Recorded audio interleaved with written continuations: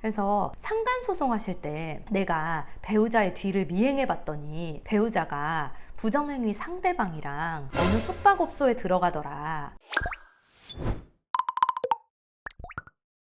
안녕하세요 여러분, 짱명진 변호사 채널 장명진 변호사입니다. 제가 예전에 상간소송에 대해서 좀 말씀드린 적이 있었잖아요. 근데 그때 제가 상간소송에 대해서 아주 많은 걸 말씀드리지는 못했고, 좀 가장 많이 말씀드리고 싶었던 부분, 상간소송에서 조정의 중요성, 그리고 조정에 가면 어떻게 하면 되는지 이런 것들 한번 팁으로 드렸었는데, 오늘은 민사소송법상 증거보전신청이라는 게 있거든요. 그거에 대해서 한번 소개해드리고 싶어요. 민사소송법 제375조에 규정이 되어 있고요. 법 규정 몇 조인가 이런 거는 모르셔도 되고요. 당연히 신경 안 쓰셔도 됩니다. 제가 조금 더 구체적으로 알고 싶은 분들을 위해서 말씀드리는 거니까 좀 어렵다 싶으시면 그냥 이해 안 하셔도 돼요. 그래서 375조에 어떻게 되어 있냐면, 법원은 미리 증거조사를 하지 않으면 그 증거를 사용하기 곤란한 사정이 있다고 인정하는 경우에는 증거보전 당사자의 신청에 따라서 증거보전을 할 수 있다, 이런 식으로 규정이 되어 있습니다. 그래서 증거보전 결정이 나면 말 그대로 증거를 보전할 수 있게 되는 것이고요. 이런 증거보전 신청은 민사소송에서 많이 쓰이고 있습니다. 그런데 민사소송 중에서도 제가 전에 말씀드렸던 상간소송, 여기에도 증거보전 신청이 조금 얽혀 있거든요. 그래서 이거는 어떤 얘기인가 한번 말씀을 드리겠습니다. 여러분, 증거를 미리 조사하지 않으면 증거를 사용하기 곤란한 사정이 있다, 이게 어떤 걸까요? 바로 증거가 멸실되거나 훼손되거나 그런 경우를 상정해 볼 수 있겠습니다. 예를 들면 CCTV,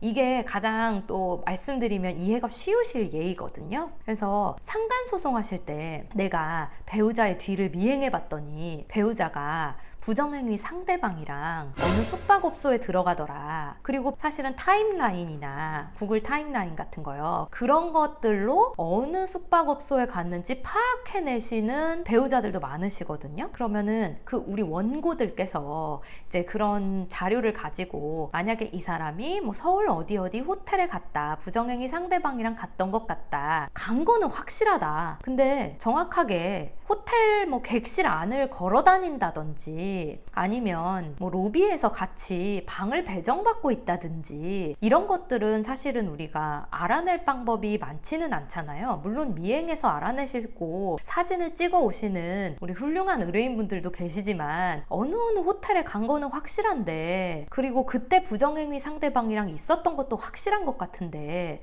그것만으로는 또 증거가 안 되잖아요. 남편이 호텔에 갔다는 게 좀 이상하고 좀 미심쩍은 부분이기는 하지만, 남편이 호텔에 갔다, 그 증거만으로는 상간소송의 증거가 될 수는 없겠죠. 정확하게 그 피고와 이 호텔에 내 남편이 같이 갔다 라는 점을 입증해야 할 것입니다. 그런데 여러분, 숙박업소는 CCTV가 거의 대부분 있죠. 그런데 그게 웬만하면 금방 지워지기 마련입니다. 그래서 사실은 천차만별인 것 같아요. 제가 소송을 진행해 보면 어떤 곳들은 굉장히 금방 지워지고 2, 3일 내에 지워진다든지, 아니면은 일주일 정도 있으면 지워진다든지 하는 경우도 있고, 제 경험에 의하면 서울의 유명 호텔, 한 유명 호텔은 생각보다 CCTV를 보존하고 있는 기간이 꽤나 길기도 했습니다.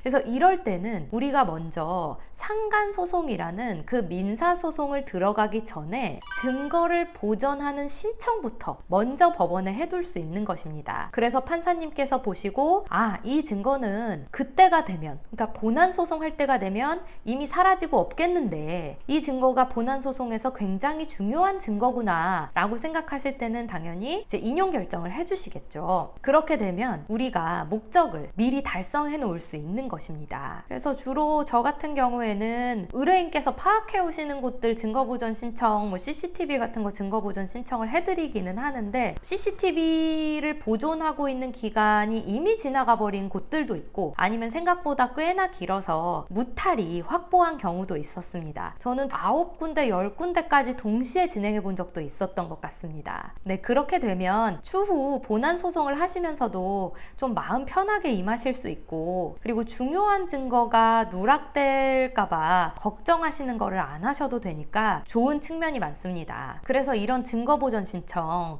물론 상간소송에 국한된 얘기는 절대 아닙니다. 증거보전 신청이 쓰이는 일례로 제가 상간소송의 예를 들어드린 거예요. 또 상간소송에서 CCTV 문제 이런 거는 이해가 쏙쏙 좀 쉬우실 수 있잖아요. 그래서 제가 말씀을 드린 거고, 그리고 충분히 효과가 있습니다. 증거보전 신청을 적시에 잘 활용하면 증거를 잘 보전해서 본안소송에서 좋은 결과를 얻을 수 있거든요. 그렇기 때문에 이렇게 만약에 어느 호텔에 갔는지 어느 리조트에 갔다든지 그런 것들을 파악하고 계시다면 상간소송을 진행하시기 전에 변호사님과 상의하셔서 혹시 증거보전 신청도 같이 할 수 있는지 이런 것들 같이 한번 의논해 보셔도 좋을 것 같습니다. 물론 법률 전문가인 변호사님 판단 아래 가장 좋은 소송이 이루어질 수 있기 때문에 변호사님의 조언을 많이 들어보시고요. 증거보전 신청이라는 제도도 있구나, 이런 것 한번 들어보셔도 좋을 것 같아서 제가 한번 오늘은 말씀드려봤습니다. 증거보전 신청에 대해서는 제가 나중에 또 들려드릴 부분이 생각나면 이 주제에 대해서는 또 한번 다시 찍기로 할게요.